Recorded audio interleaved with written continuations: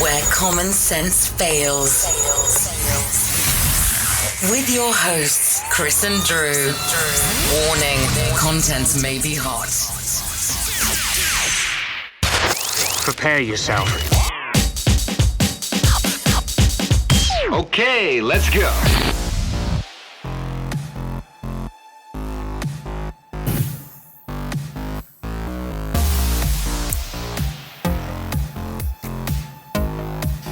Here we go, back again. You? Drew, how you doing? All right. Yeah, good. You? I think I'm doing okay. I had another common sense failure today. I seem to be living the brand. You live in the brand. Go on, Chris, spill it. So I was going to start a new podcast today about my sort of working title is all about my life in coffee, or coffee lovers and everything else. It's going to be about good places to go and have coffee, and around the northwest, Liverpool and the Wirral. And I'd gone in somewhere on Sunday, and I kind of liked the vibe of this place. And I spoke to the manager and said, "Look, would you mind if I came in to do a recording?" And he was like, "No, absolutely, come on in. You can mic us up if you want." Blah blah blah. And I thought, "Oh, brilliant! I'll come in." And I sent him an email. I said, "I'll come in on Wednesday." And I got all my stuff ready today, all my portable recording gear. I drove about 20 minutes into Liverpool, into Park Lane. I got all my stuff out and got myself mic'd up, ready to go. And my portable recording device records onto micro SD. And I went to press the record button, and it says there's no card. I went, "Oh, no worries, because I'm prepared." I brought my cards with me in a little carry case. And I opened it up, and I've got my micro SD cards, but they were 256 gig memory cards. And this recording device has a limit of 32 gig. So the two memory cards I brought with me as backup didn't work. So therefore, I couldn't do any recordings. And so I had to travel all the way back again. And I thought, I'm an absolute idiot. Anyway, so I didn't waste it. Chris, come on. What? Is it a bit like old tech? Could you have reformatted it as 32 gig? Because it just doesn't. You wouldn't let you do that. It just doesn't read it. It says invalid card. So I came all the way back home and picked up the other set of memory cards I've got, which ironically has 5 32 gigs. I just picked up the wrong memory card. And yeah, it's working. So I then thought, well, I'm not going to go back into Liverpool. I went over to my other favourite coffee shop, which was in Hoylake, and I went there and I spoke to the manager there and said, "Look, I want to do this. Will it be okay?" And she's like, "Oh, I'll have to go and speak to the owners. I don't think there will be a problem."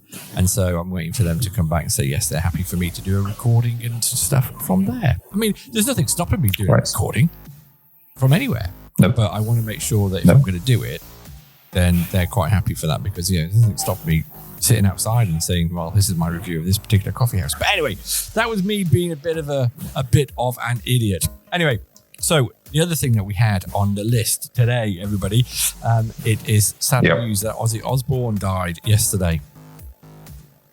So quite an iconic person, I guess. Considering he only did a gig, didn't he, about 2 weeks ago? Oh, right. No, I didn't know that. You didn't know that. God, come on, mate. Get with it. But no. But Ozzy Osbourne did. But I don't follow the news. Did his last ever gig, which I thought was very apt, in Birmingham. So he came over here. The original band members all got together and they did the last farewell tour. But I didn't realise it was going to be that much of a farewell tour. Literally 2 weeks later, the poor guy's dead. So that was sad. Not that I'm a big fan of Ozzy and his music. Ozzy.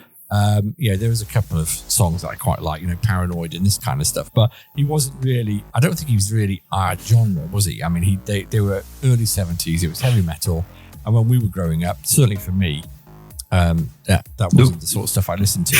And I only really got into Ozzy when he did that MTV Fly on the Wall documentary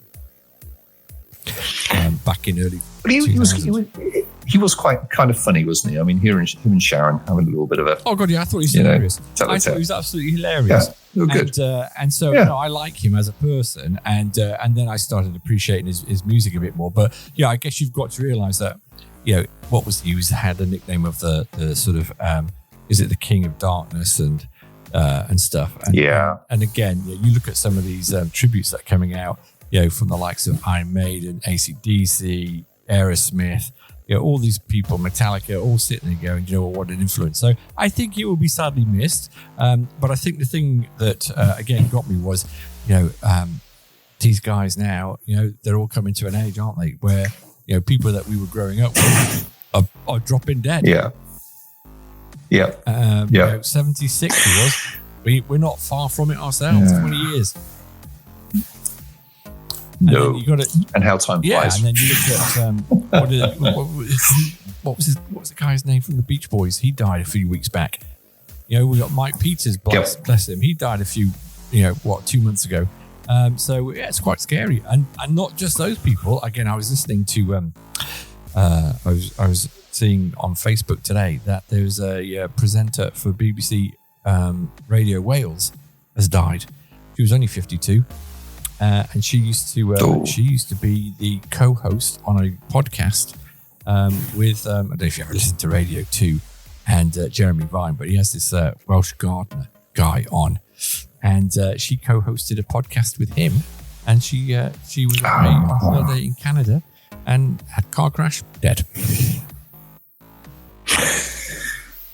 So there we go.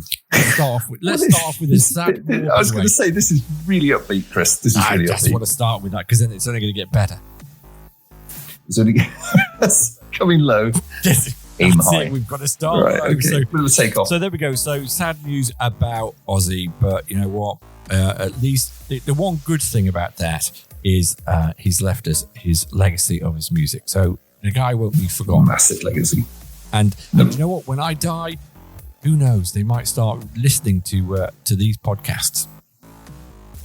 That's the only reason I'm doing it. It's the only reason I'm doing this stuff. So that people, when I've gone, can actually listen and go, actually, yeah, he was a bit of an idiot. What did he leave behind? What did he leave? The concerts. What did he leave behind? Anyway, right. So there's that. And then the second thing, which is relevant, and again, probably something that you... I don't know. Apart from artwork, I'm not really sure what you're doing these days. Apart from work and art, of which your art is questionable anyway. But that is that's in the eye of the beholder. But are you aware that the England women's football team have made it to the final of the Euros? Right. Well, okay. So let's be open here. So Emmeline, my daughter, big fan of the Lionesses. She's seen them a couple of times at Wembley, and she's up in the lakes at the moment. And she had a big night last night watching that. So she was absolutely thrilled to bits to see them come through and win. It's really exciting because I was out in the theatre last night, so I didn't actually watch the game until I got back and I saw the highlights. And it was very exciting, as in, they scored in the 97th minute and then scored a late penalty. But all the reports I'm hearing are it was a pretty dreadful match. But those late goals were quite exciting. But again, the thing for me is, the women are showing the men up, aren't they? Really, we've got our prima donnas who get out there and think they're brilliant, and then we get the women who are actually just kicking ass. Well, they're pretty much delivering in most games, in most tournaments, and that is pretty epic. I mean, and actually, I quite enjoy watching them play football. In fact, I enjoy it. I enjoy it with Emmeline, so I enjoy it with my daughter. And the thing is, you get some diehard guys who sit there and go, "Well, do you know what? I'm not watching women's football. There's no skill involved in it. You know what I mean? It's it's just a bit too slow. At least appreciate for what it is, and then and the reason why I'm mentioning it is because they're through to their third final now. So they won the Euros 4 years ago, whenever it was. They then got to the World Cup final where they lost to Spain, ironically, and there's a chance that they could get their own back on Spain if they Spain beat Germany tonight. But the point being, there we go. They're in the final again. So, and there's been calls before this happened where the women were sitting there going, we should be paid the same as men. Now, I sit there and I go, well, okay. The trouble is, though, what's the average gate of a football match for the women? And they don't fill. You know, you take Anfield where Liverpool play, they're not going to fill a 70,000 seat stadium at the moment, right? Not for your weekly games. Maybe for, you know, if it was a final, but you know, on the weekly games, they're not going to fill the stadiums. So the money's not in the football yet for them to get the same kind of money. And when I talk about the same kind of money, you know, you've got players, and average players in the Premier League, for example, probably pulling, 80, 100,000 a week. And then you've got your exceptional players who are earning $500,000 a week, right? But they are, you know, they bring in an awful lot of money.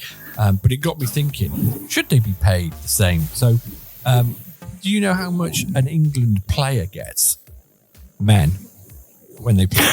Well, okay. So I think the amount is irrelevant right now as a higher low value or more than less than value, is that who sets it and what's it based on? Because does the FA set it, or the English FA? Do they set it? Yes. And is it based on gate sales? No. So, well, in that case, then we need to put a line through that about how many people watch it. Right. No. Well, so what I'm going to here though is because there's two separate factors. Okay. Because when you're playing for your country, it's seen as an honour to play for your country, right? Exactly. So that's why you can set a mark for it. When you're playing for your club, it's more commercial. Yes. Right? So this is not a commercial. Well, it kind of is, and it is. It's not a commercial appointment. In a league point of view, that is because it's commercial sales. Yes, and also don't forget, it is commercial to an extent because there is a prize money at the end of it, and the money that the FA generate goes into grassroots. So Evelyn, for example, gets money invested in their local teams, for example, so your daughter can be playing in matches there. Now, and this is where I didn't realise this until I looked it up today. So the men get paid £2,000 per game. The women get paid £2,000 per game. So from when they're playing for England, they get paid the same. Right. But since 2007, though, the men donate theirs to charity. Okay. So they've not been. Although they get paid it, they actually give it away to charity. I'm not 100% sure the women do. So then it got me down a bit of a rabbit hole, and I thought, well, okay, what sort of salaries do these women get? So, and by the way, they get £2,000 per game, but the winnings, they get split. So when the women won the Euro a few years back, they got £57,000 each on top of their game, right? Because they shared that pot. So they got awarded quite handsomely, for what they did. And then when you look at, and I don't know if you know some of the names that are in the women's game, but when I looked at looked at a report that says, okay, what are they getting paid? So you've got people like Sam Kerr,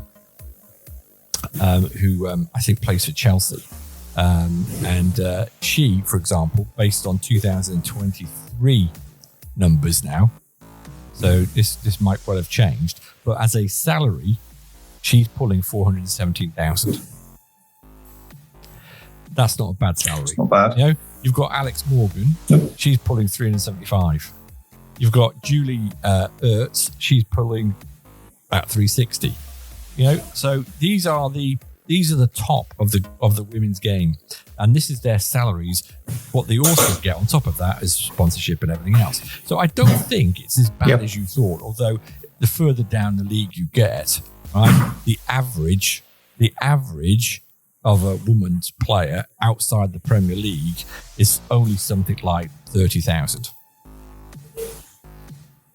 For these professional footballers. But if they're good and they get to the sort of they get to the higher echelons, then they can earn a good salary. But then again, just to put it into perspective, Sam Kerr earns 417,000 a year, whereas or there's actually, I can't remember her name, something James.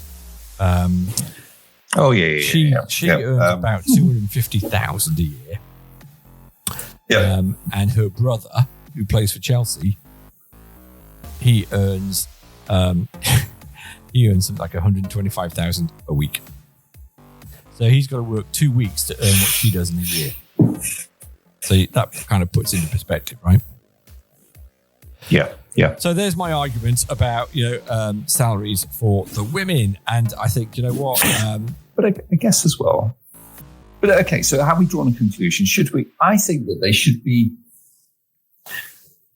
at a national level. I think we're in agreement that they should be paid the same, and they are paid the same. They are. In fact, they probably get paid more because they win when the men don't. Yeah, but I'm just thinking that it would be interesting to see two graphs for professional footballing, for men and women, to see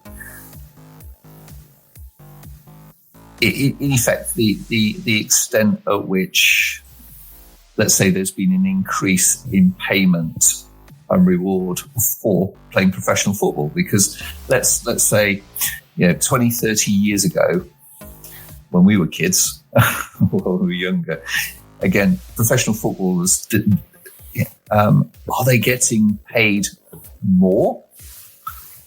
I know we've got inflation to account for, but are women being paid more compared with men way back when? So I'm talking about sort of like comparative growth when things really took off. So is there some interesting stats there to say actually they're not doing too bad, really? Because men, as the main breadwinners, if we want to play that card, they weren't paid that much years back. No, but I think it all changed when people like Sky came in, didn't they? And so football as a commercial entity really started taking off when the Premier League was formed, and the salaries got ridiculous. And there was a time where Gordon Taylor, I think his name was, who was the president of the chairman of the PFA, would sit there and go, oh well, these players, they justify their salaries because they've only got a short career, and you sit and go, what? Stop it. And but anyway, I think women's football is on the up, and that's only down to the fact that of the success of the Lionesses. So good of them. And like I say, from an England perspective, they're earning more than the men because of the prize money, which I just think is quite funny because we've been trying for years, haven't we, since the World Cup. But I wish them good luck for Sunday evening. Let's hope that they can do it again because they are the defending champions, and hopefully that will bring more girls like Evelina into the sport. Her and her friends love it. They absolutely love it. What position it. does she play? Emmeline plays defence, and she's had a few times in goal as well. So she's not actually in a club this year because she's focusing on netball. So she's loving the sport and enjoying the game. But as a spectator, she absolutely loves it. Good. Well, that's good. And also, women hopefully don't swear and throw beer and all that kind of stuff. When they're at the games. So that is to be encouraged. Now, indeed. Anything else you want to talk about as just a general intro before we move on to the big question of the day? Let's go there. Let's just move on through. Okay, so. And now for today's big question. And what is today's big question, Drew? I'm not sure. Listeners, I had sent him this, This is what prep does for you. He sent me a link before and said, do you know what? Right. So Normally, I went back and said, this would be great for the big question of the day. He went, oh, I agree. Have you forgotten that? We're not talking about should people in the UK. No, I'm talking about marriage. You sent me a clip. I know. Right. Okay. Well, I wasn't too sure because you didn't update the notes, so I wasn't too sure. Right. Okay. Well, let's go there. You can tell we've really spent a lot of time on this, listeners. Yeah, we really strive to make it such an entertaining podcast. Right. Okay. Right. So, yeah. Do you know what? Yeah. Chris. Yes. Yeah. Chris, come back. Right. So. Right. Okay. So I was referring to the other points to discuss. If you want to brief the listeners and sort of where we're coming from here, because you're the one who sent the link over. So tell us why and how you got to that point. You know the clip you're talking about. Yeah. It's over to you. You just outline it. All right. Okay. So what we're doing is we're reflecting on a clip with Steve Bartlett and a divorce lawyer, a chap called James Sexton. And he was looking at the probability of dying whilst jumping out of the plane with a parachute on, which is, let's say, it's a very, very safe option. And what he was doing is comparing jumping out of a plane and hurting yourself or dying and actually getting married, and then talking about, in effect, a successful marriage. What is a successful marriage? He talked about the success rates of marriage or the failure rate of marriage, and he was saying basically that there is a 56% of all marriages fail. Yeah. And what he was saying was, it's safer to jump out of a plane in terms of success rate, because you're not going to die jumping out of a plane, or 0.0001% chance of dying. He says, but there is a 56% chance that your marriage is going to fail. Not through death, but just in general fail. Well, but then he went on and saying, what about the deadening effect of marriage on your life, where you're not really living, you're surviving, you're depressed. Okay, so hang on. Actually, let's do a full disclosure here. So, we are both divorcees, right? Me once. Yep. I don't know how many with you. Me once too. Okay. But you're going through a second. Well, right. Okay. Yeah. So I can only talk for me on this. So I will, and I don't mind talking about me. So I maybe I shouldn't say it. Well, no, I'm going to say it. So I guess I stumbled into marriage, because I ended up marrying who really was my best buddy, and she we kind of got to the point.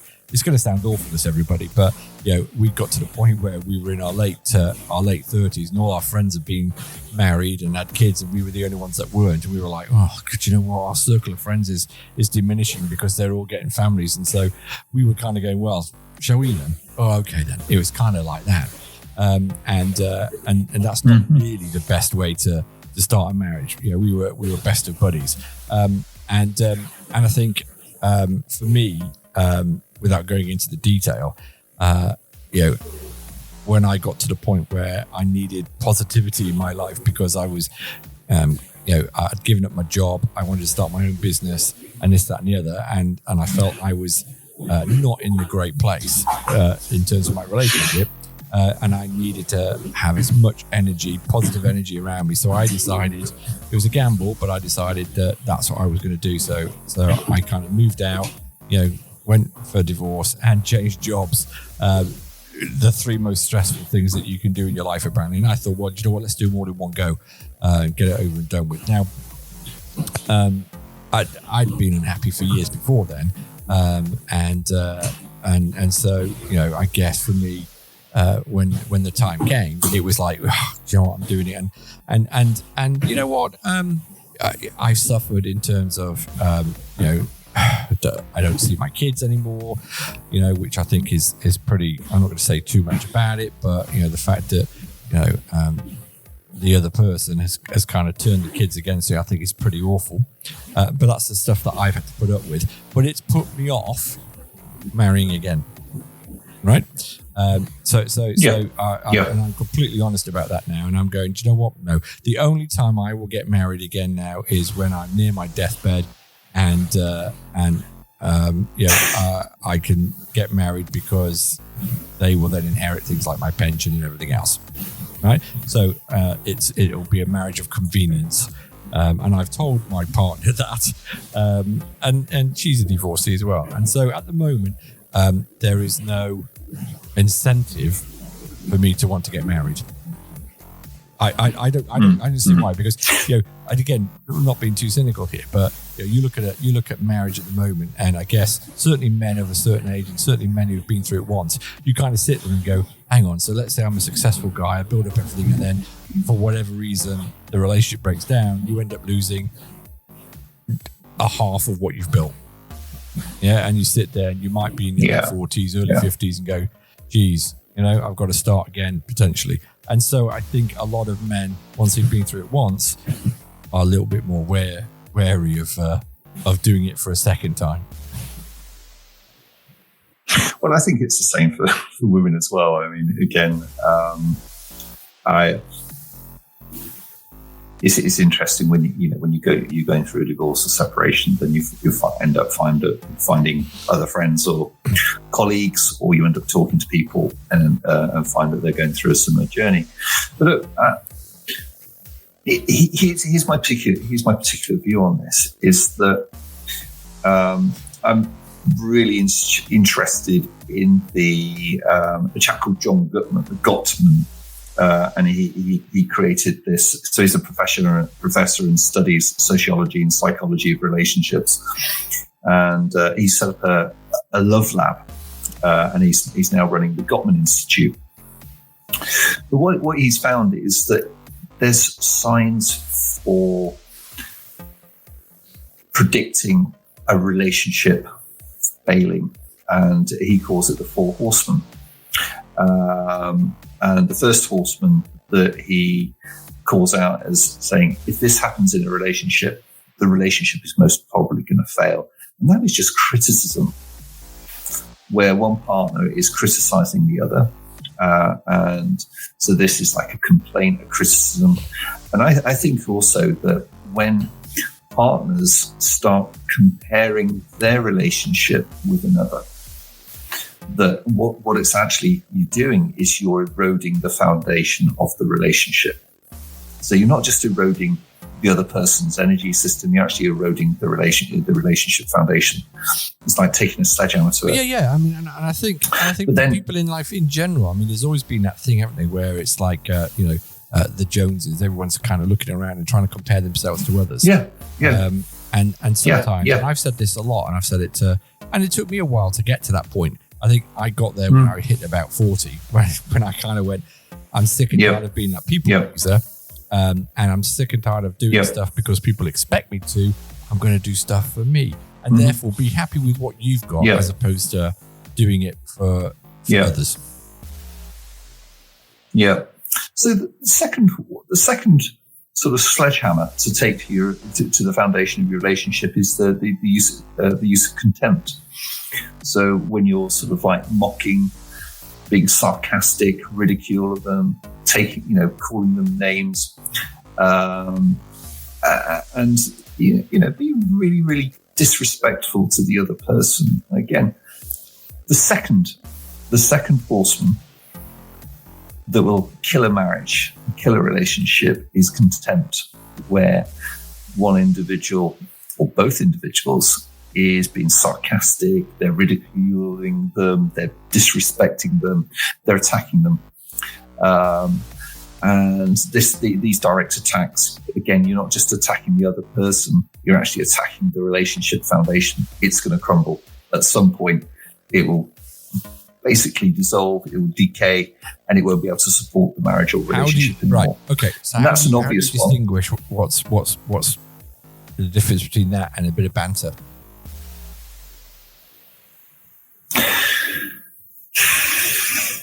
I think that I think the difference is banter is that we both know we're joking and it's not hurting.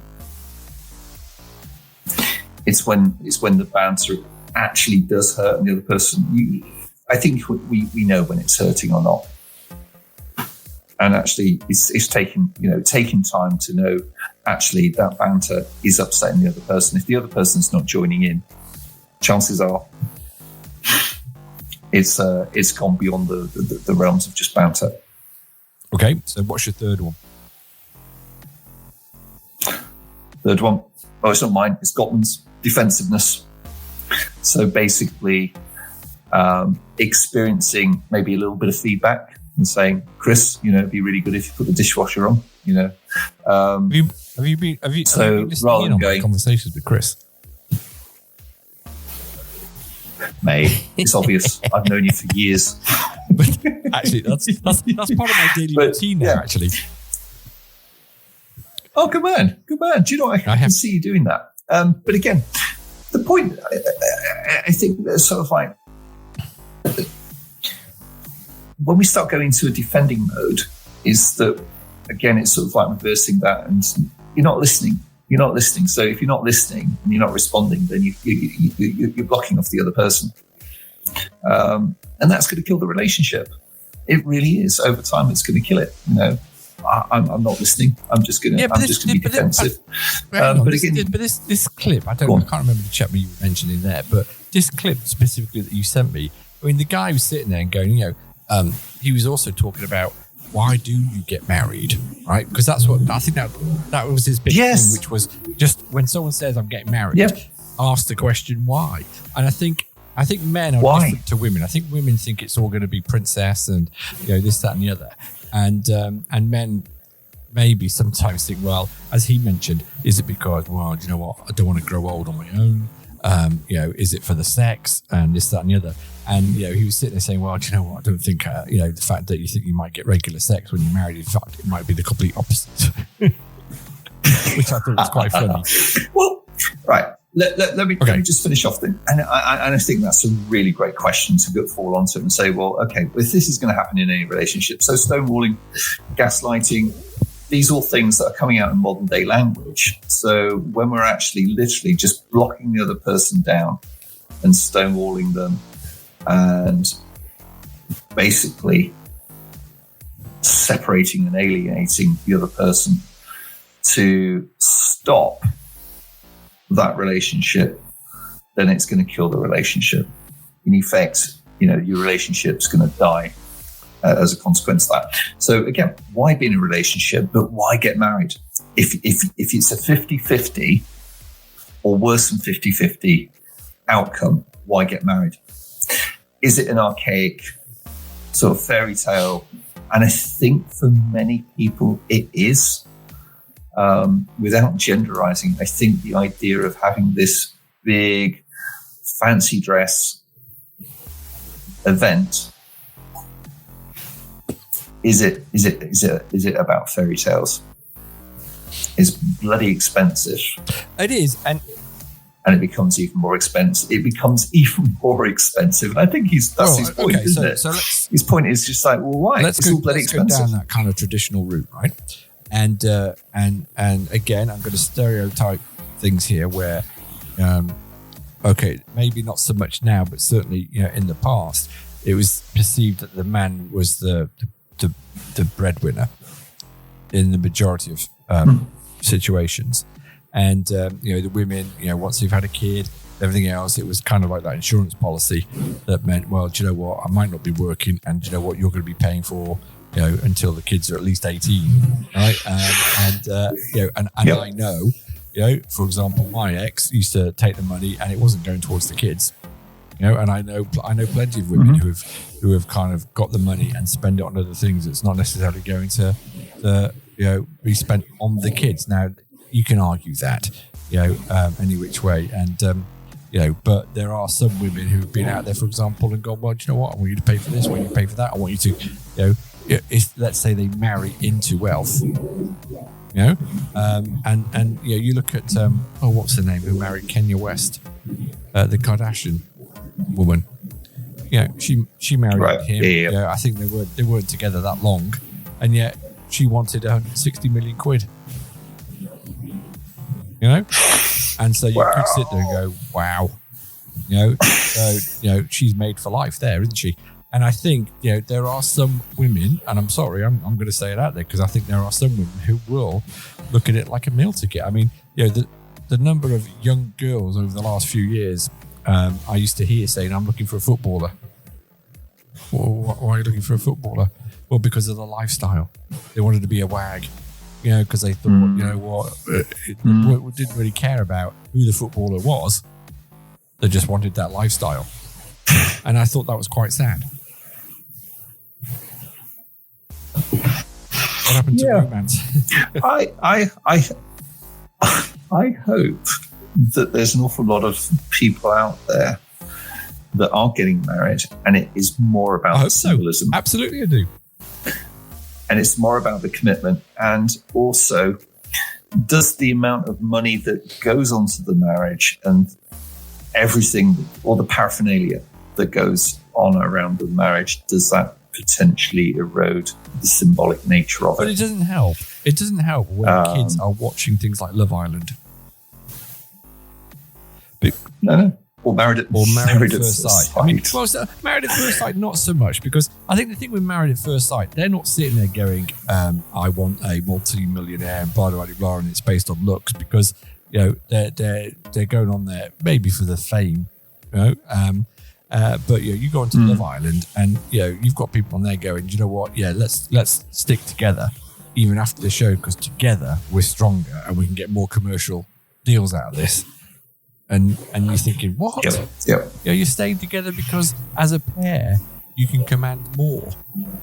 Some of them are literally using that. And anyway, I would like to think that people, get right. But again, that brings me on to this whole thing around online dating again, and the apps and what are people looking for? Because in society, when you've got people who are literally just swiping left and swiping right based on what you look like and looking at your profile, and then how many of those profiles are truthful? How many of those profiles are actually saying, do you know what? I'm I don't know, I've got a bubba job, I snore a lot, or this, that, and the other. Wow, throwing things at the telly now. I think it's so it's just dropped off my table. I think that if we think about marriage as an institution, or even a long-term relationship, it's under attack because of digital technology. I mean, how many people do you go to bed with? And what I mean by that is a couple will get into bed with each other. In the good old days, it would just be with a cup of Coke or whatever. Well, you talking about the 1930s, but mate. now we're going in at least bring it forward. 1930s. Yeah. But again, the erosion of a relationship was like probably we'll go to bed with the TV, watch telly or whatever, rather than actually just cuddle up against each other and just talk. Though, there's so much distraction. And so much distraction. About 10 years ago, when I was in a relationship, and the lady had a few kids. She had 3 kids, and one of them was a 16-year-old son, and he got me into watching Love Island, and he was starting to get into his dating experiences, and I remember distinctly them going through. I'm seeing this girl. I'm like, all right, girlfriend. No, she's not my girlfriend. We're open to kiss and mix with others. I'm like, hang on. So you're out with a girl and you're snogging, and I'm doing that, but you're not in a relationship. No. We're still free to go into. I'm like, but you okay? Well, so what does that mean in terms of stage? Well, you've got to officially ask them if they want to be in a relationship, right?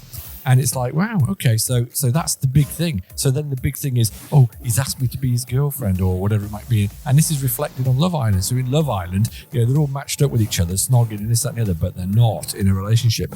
Because until you ask them, do you want to be my boyfriend or girlfriend? Then you can do whatever you want, it seems. And so there's different stages now. And then once you boyfriend or girlfriend, you then have this, oh, and now we're exclusive. What? What the hell are you talking about? You know, or not. Hey, and so you talk about that, and then, and then they use terms like, what's your body count? What? What do you mean, what's my body count? Isn't that what they do in the war? You know, how many people you get killed? Yeah. So what is that then? How many people you slept with? What does that mean? So now, you know, they'll go there and they'll say, what's your body count? Well, 24. Wow. Okay. And so I think that whole dynamic has changed. And like I say, I think it's not that great now with these online dating apps. I'm glad I don't use them anymore because they just sound absolutely horrendous.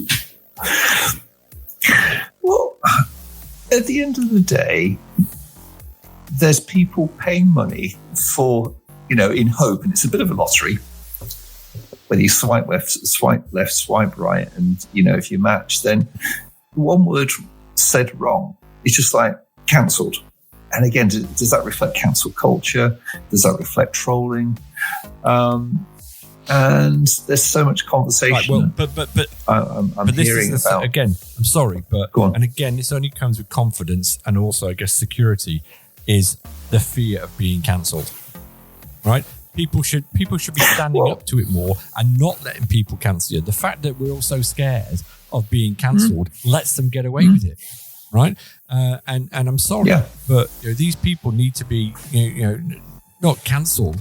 You need to stand up to these people and just say, "I'm sorry, but just because I've upset you, that's not my problem. That's your problem." No. So you learn to deal with that because there's no space. There's no space for that. People don't seem to have the space, the patience, the insight, but then you've got know-how, but you've got people like Ricky Gervais who does it. But then again, he's got 60 million quid in the bank, so he can sit there and say, he can do it. I don't care what you think. And I would love to have that attitude more. And you know what? So what? Maybe I'm being a bit too bullshit here, but I just think we need to stand up to those people rather than let them dictate what goes on just because you don't fit their sort of requirements and stuff. I mean, I've got plenty of people who upset me, plenty of people who I don't agree with. I'm going to sit there and say I want to cancel you. Well, you're talking to one. No, but and we mentioned this, and listeners, I don't get this honestly, and you might say I'm a dinosaur, but. I recently just thought, I'll stop browsing TikTok because I'm getting into more and more social stuff, only because of the job I guess I'm doing now. And so, you go on TikTok, my God, what a toxic platform. It's full of people picking fights. It's full of people shouting, arguing, and it's just toxic. So, get off TikTok. Yeah. Chris, get off TikTok. I think that the problem is, Chris, as well, is that the algorithm will take you down that rabbit hole now because you've clicked on it, and the more you click on it, the more you'll see. So you won't see a variety, and that is the danger. That is the danger, that you go onto a single platform and you're looking for variety, but it will become increasingly difficult to see it on that platform unless you delete your account, get scrubbed, literally go for a digital scrub. Because the people that are on there posting these things wind themselves up because they get upset with the comments that they then get back. So they'll post something and then they'll shout and complain because someone made there are plenty of trolls out there who are going in and just sometimes they might be doing it just to trigger them because they come back on again and start shouting about people that have left a comment, and you're just thinking, oh man, just why don't you learn the lesson and just not even bother with it? Don't engage. It's a mightily complex. It's a mightily complex system, isn't it? That people want to connect, and they think they are creating genuine connections with other folk that are either following them, liking, commenting on them. They might even have an exchange of text. You touched on it. You touched on it before when you said these tech companies No, and they make them more addictive, like food. They do. Like the food industry. Yeah. I mean, I started going off on one where we were talking about this before, Yeah. listeners. Because I said, well, do you know what? Yeah. It's the same in the food industry. These companies, they know putting sugar in fizzy drinks isn't good for people, but they still do it. But the government doesn't want to stop that because it generates a lot of tax, right? Look at all the processed food that we've got and the crap that we've got in that, and then we wonder why people are overweight and why we've got health issues. I'm sorry, but these companies do that, and they'll carry on doing that. And again, I don't want to sound like it's like a conspiracy theory here, but I'm only talking about this because, again, being a type 2 diabetic, it hits me a lot, and so I get wound up about trying to find food that's good for you. It's freaking hard, especially with people that can't afford an awful lot as well. And then you go to the drugs companies, and again, I flippantly said, these drug companies, it's as if they don't want to cure things like diabetes, because if you find a fix for diabetes, you're going to kill their industry, and all of a sudden they're billions of profits that they make by giving us another tablet. I mean, I take 8 tablets a day, right? I go to the doctor and I go, come on, there must be something else you can do, and all they do is no, just take another pill. And you're like, there's got to be something else to do, and so when you sit there and you think, you know what, if you could cure diabetes or whatever it might be, they've got no interest in it. And I'm sorry for making that a generalization, but it feels like they don't have any interest in it, because, like you say, those drugs companies would fold overnight because they've got no, you just take it away their income. Well, and I think that if we think about Bumble, the Tinders, the Matches, and Hinge is the latest one in I think in the sort of like the high profile dating apps, and the same thing with health tech or any technology. Bumble will not want you to have a successful relationship. Why? Because they lose revenue. The investors behind it will want to retain your subscription fee.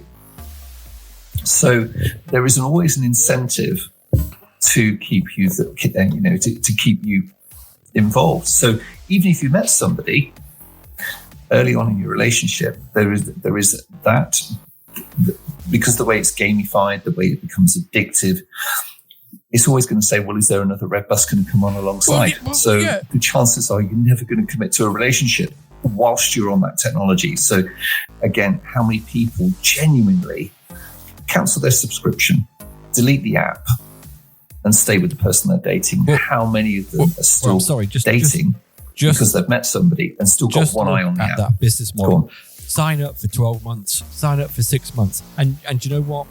I know women who sign up for 6 months, and and so you kind of sit there and go, we've only been on it a week and I've got another 6 months to go. And you're sitting there thinking, right, so you're gonna keep looking through the app. If we become an item, you're still gonna have that, because you don't want to throw your money away. And so the business model of people like Matches and everything else, if they genuinely were interested in you finding a relationship, you'd have thought they'd sit there and go, if you genuinely find a relationship through Match, and it's in the first week of you being on Match and you've got another 6 months to go, we'll give you your money back. Right? And we'll sit there and go, well done, because you've done exactly what we wanted to do. We wanted to put you together with someone and you can have your money back. But they don't, because they want to keep the money. No. Feeding you stuff. They keep your money. And so you've got those people there, and it's like grass is always greener. And so you just don't know how many other people they're talking to. But the reason why bringing in sort of like health and tech is the idea, and the number of people. I mean, as a psychotherapist and somebody who's been interested in AI and interested in startups, I've had a number of conversations about the idea of AI being used, or any technology being used for psychotherapy, for counseling, for getting better. And the business model will not work if you actually make people better. So if you're selling a tool as a subscription to make somebody better, whether it's fitness or exercise or anything like that, they've got no interest in actually making you better. fitness apps is slightly different to a health app. Well, no, you look at gyms. Everyone joins, and the industry knows this. It's renowned. Everyone knows. Come January, you're going to get loads of subscriptions. Loads of people coming in, and then by February, Sign here. It's always a 12-month contract, and you can't get out of it. And you're like, what? So come February, when you're not using it, you go back and go, I need to get out of it. Well, you can cancel, but you still got to pay for the rest of the year. There's no interest in you as a person. It's all about the business model. It's all about making the money. So, okay, let's link it to our brand, Chris. Is this a common sense failure for going onto these apps?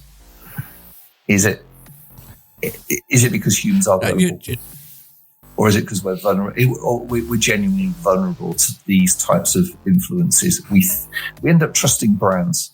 There's nothing wrong with Facebook, really. It's trying to rob you of your time. There are people in Facebook, other social media platforms are out there, but there are people in technology companies that are thinking about how to keep you tied to your phone using their platform. You look at how many sites now do you go on, and the first time you go on a site, it goes, leave us your email address and we'll give you 10% off your first order. Right? Because they're just desperate to get you. And once they've got your email, they'll just bombard you with a whole bunch of stuff.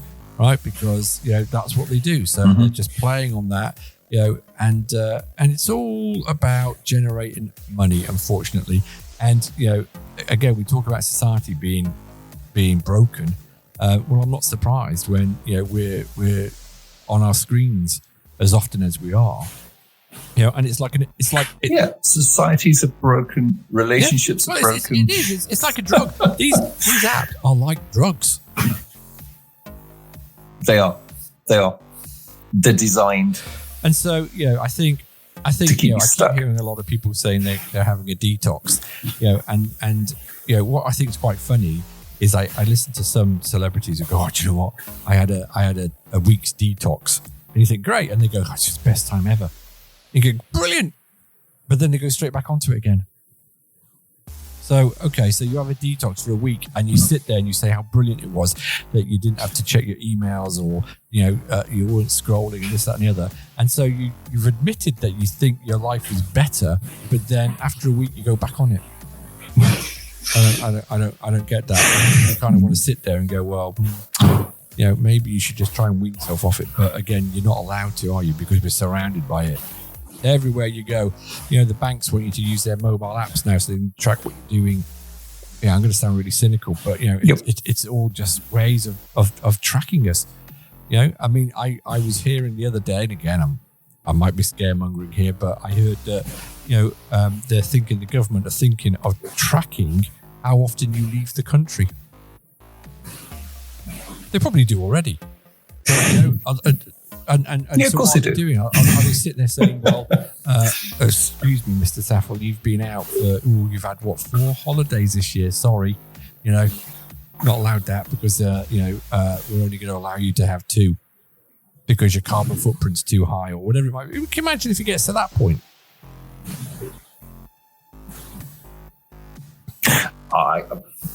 Do you know? I believe that might be something that needs to come in, providing it's applied universally. There's exceptions, or there's other ways of getting genuine credits like carbon credits, and it actually does go into somehow to reverse the impact of aviation or whatever.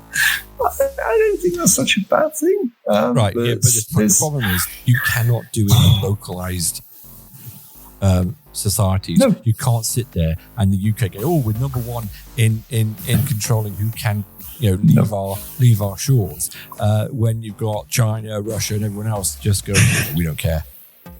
Yeah. Flouting it. It has to be a global thing, not just something that happens in the UK or Germany or whatever, because then it becomes like a fascist kind of regime.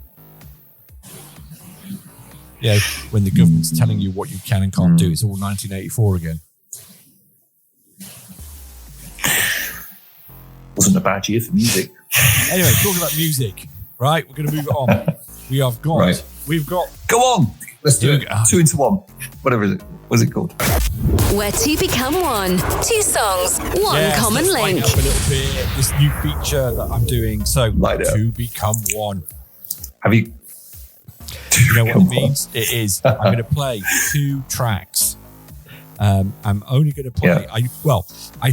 I started off by literally just a second of each song in the first one, and people are like, "Well, that's a bit too hard."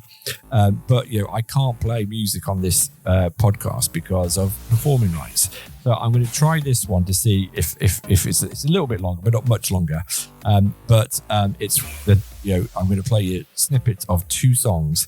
You've got to guess who the artists are, what the songs are, and what the common link between the 2. What's the link? Right? Are you ready? You've not heard this before, Yep. So here you go. This is I'm the ready. first time you've heard this. Here we go. Did you hear that? Right, well, it's No. not going to work then. Let's scrap this feature. Oh, it's like going to my I know, hearing it's test. like fucking useless. It winds me up. So, that obviously isn't working then. So, we'll scrap that feature. What was the answer? Well, there's no point in me telling you, is there? You've got to hear it. Well, you have another one next week, though. Well, I'm not going to tell you what it is. Can you hear this? Anyway, so that's a load of crap. Right, well, if that's the case, I got nothing else. Can you hum it? Okay. Chris, what are you hoping for this week? I'm hoping to land the lottery and that's about it. Just land in shit, but come out smelling of roses. Come out smelling of roses. All right, okay. Well, mine's going to be really simple. I'm looking forward to spend some time with the kids. So that's what I'm Very hoping good. for. Well, hopefully you'll be. I think in so. a good position to do that. So you enjoy your time with the kids, Indeed. and I'll work on trying to fix this and get rid of all the creaks, which sound like your hip movements and all that kind of stuff. And hopefully you won't get cancelled. Oh, yes. Yeah. So we need to maybe find subjects that are a bit more fun and a bit more enjoyable, and try and get tech that works. Get tech that works and get some fun subjects out there. That's fun but not too fun and edgy but not cancelable because the world's gone crazy. Yeah, and they don't care. Maybe talk about the weather. I don't know. Can we talk about the weather without going No global idea. warming? Right, Chris, come on, Off let's you go. find it. I'll see you later. Bye. Cheerios. Lots of love. Bye. Brought to you by Funky Bear Productions. Follow us on our socials at Funky Bear Productions. To get in touch, leave us a WhatsApp voice note on +44 7503 061 799. That's +44 7503 061 799. Or text us on the same number.